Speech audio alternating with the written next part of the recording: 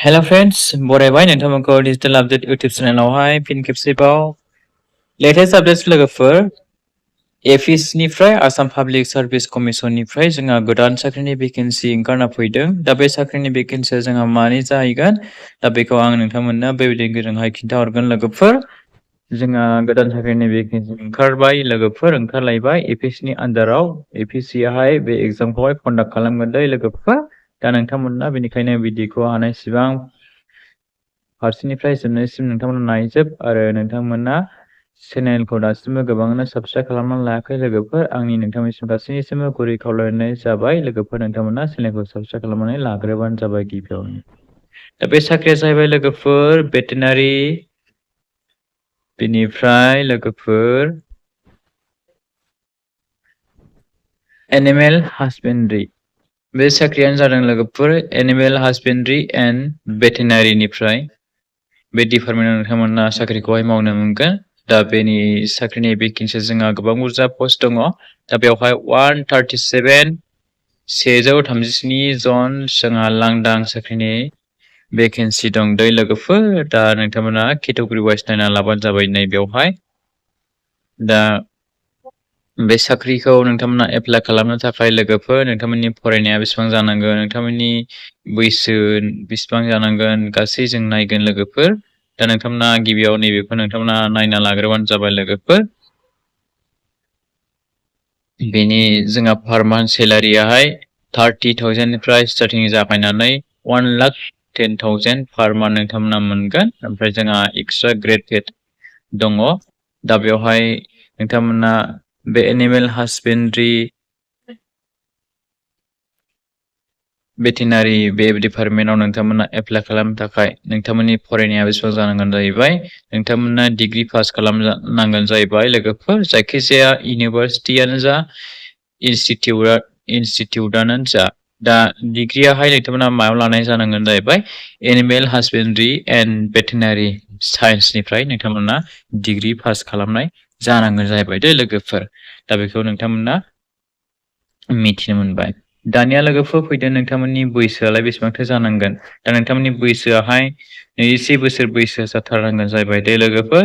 नोंथांमोना मा 18 बोसोर बैसोब्ला बेवहाय एप्लाइ खालामनो हानाय नङा दे लोगोफोर। 21 बोसोर बैसो जाथारनांगोन नोंथांमोननि बैसोआहाय। मर देन बेनिफ्राय नोंथांमोनाहाय 38 बोसोर बैसोसिम एप्लाइ खालामनो हागोन। दा जायफोरा ST SC केटेगरियावहाय गोग्लैयो बिथांमोना 43 इयार्ससिम एलिजिबल जागोन।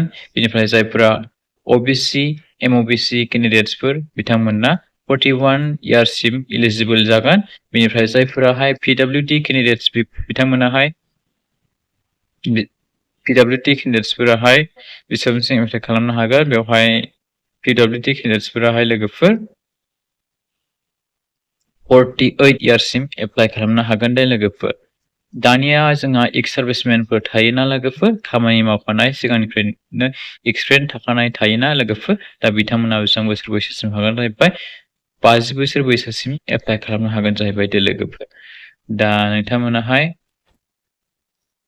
जायफोरा एलिजिबिलिटि क्राइटेरिया गोरोबो नोंथांमोना एप्लाइ खालामनो हासिगोन आरोखि ना लोगोफोर। देन लोगोफोर दानिया नोंथांमोननि अनलाइन एप्लाइ। दा बे अनलाइन एप्लाइयाहाय लोगोफोर नोंथांमोननिहाय 7 तारिखनिफ्राय एप्लाइयाहाय जासिगोन दे लोगोफोर। ओमफ्राय लास्ट माला जोबगोन अनलाइन एप्लाइ खालामनायाहाय 6 तारिख सेप्तेम्बरावहाय जोबहैसिगोन दे लोगोफोर। दा एप्लिकेसन फिस हिसाबै नोंथांमोना एप्लिकेसन फिस दाननांगोन। दा बेवहाय केटेगरि वाइज होनानै होदों बिथांमोनाहाय एप्लिकेसन फिसा आलदा आलदा। नोंथांमोनाहाय अनलाइन एप्लाइ खालामोब्ला नोंथांमोना आलदा आलदा फैसा दाननांगोन लोगोफोर। दा जेनेरेल बिथांमोनाहाय नोंथांमोना आं टटेल खिथाहरनोसै दै लोगोफोर, आं बेखौ बुंबाय थाला। दा नोंथांमोना जेनेरेल बिथांमोनाहाय जायफोरा जेनेरेल केटेगरियावहाय गोलैयो बिथांमोना 292.20 नोंथांमोना फैसा दाननांगोन जाहैबाय। जायफोरा OBC MOBC फोर बिथांमोना 192.20 नोंथांमोना फैसा दाननांगोन अनलाइन पेमेन्ट हिसाबैहाय। बिनिफ्राय SC ST BPL PWD केन्डिडेट्सफोरनि थाखाय 42.20 रुपिस नोंथांमोनाहाय पेमेन्ट दाननांगोन दे लोगोफोर अनलाइन एप्लाइ खालामनायावहाय। दा नोंथांमोना एप्लाइ खालामदो जायफोराहाय बे एलिजिबिलिटि क्राइटेरियाहाय गोरोबो।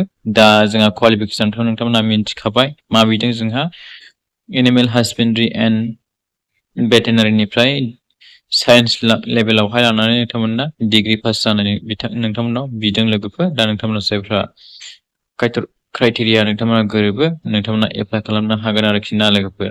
दा बेनो लोगोफोर दिनैनि लेटेस्ट आपडेटसाहाय नोंथांमोना भिडिअखौ लोगोफोरनो शेयार खालामना होलायबानो जाबाय। बेनिफ्राय जोंहा मोनसे खोथा लोगोफोरनो बेवहाय जोंहा जन वाइज लोगोफोर बेवहाय एप्लाइ खालामनो थाखाय नोंथांमोननि जन वाइज बेवहाय डिस्ट्रिक्टफोरखौ कभार खालामनानै बिथांमोना होदों।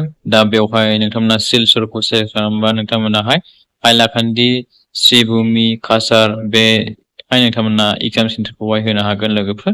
जरहाटखौ नोंथांमोना सेलेक्ट खालामबा बेबायदिनो गलाघाट डिब्रुगड़ जरहाट माजुलि चराइदेउ शिबसागर तिनिसुकिया बेबायदि फैगोन लोगोफोर। दा नोंथांमोना बेवहाय नायबानो जाबाय लोगोफोर। बेवहाय टटेल 6टा जोंहा जन्स दङ। गुवाहाटि जन्स वाइसआवहाय जोंहा बरपेटा बाक्सा कामरुप मेट्रपलियान बेबायदि दङ लोगोफोर। क'क्राझाराव नोंथांमोना डिस्ट्रिक्टखौ सेलेक्ट खालामोब्ला बङाइगाव चिरां धुबुरी गवालपारा क'क्राझार बेफोराव नोंथांमोना एग्जाम सेन्टारखौहाय मोननो हागोन लोगोफोर। दा बेनो लोगोफोर लेटेस्ट आपडेटसाहाय। दा नोंथांमोनाहाय भिडिअखौ लोगोफोरनो शेयार खालामदो जाहाथे बयबो मिन्थियो आरो नोंथांमोना गोबाङानो चेनेलखौ दासिमबो साबस्क्राइब खालामनानै लायाखै नालाय लोगोफोर नोंथांमोना चेनेलखौ साबस्क्राइब खालामनानै लाबानो जाबाय लोगोफोर। जाहाथे नोंथांमोना बेबायदिनो बे आंनि डिजिटेल आपडेट इउटुब चेनेलनि गेजेरजोंहाय गोदान लेटेस्ट इम्पर्टेन्ट आपडेट्स जब स्किम्स राङारि अनसुंथाइ लन्स टेक्निकेल भिडिअस नोंथांमोना मोनलांबाय थानो हायो लोगोफोर। बिनि थाखाय नोंथांमोना चेनेलखौ साबस्क्राइब खालामनानै लाबानो जाबाय लोगोफोर। बिदिब्ला लोगोफोर दिनै भिडिअखौ एसेखिनियाव फोजोबबाय। Thank you for watching see again bye and take care love you all nice to meet U.